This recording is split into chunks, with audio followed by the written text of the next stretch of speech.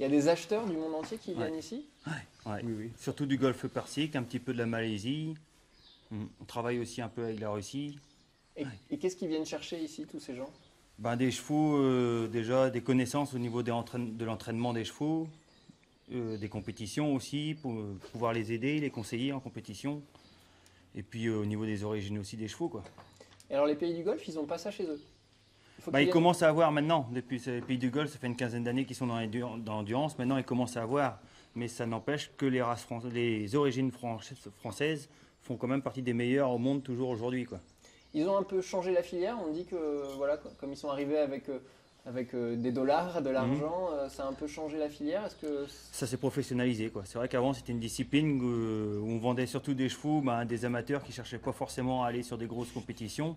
Ça a permis de vraiment professionnaliser pour beaucoup de Français, quoi, et d'en tirer un salaire qu'il n'y avait pas avant. Et alors certains disent qu'aujourd'hui ça va presque trop loin. Enfin, est-ce que l'endurance a perdu un petit peu son âme de départ avec ces pétrodollars, on va dire? C'est difficile à dire parce que tout évolue. Donc, Mais pour vous, c'est nécessaire. C'était nécessaire que. si on voulait en tirer un salaire, en faire un vrai métier, c'est vrai que Sans ces pays-là, on n'a pas pu fonctionner en tant que professionnel. Hmm.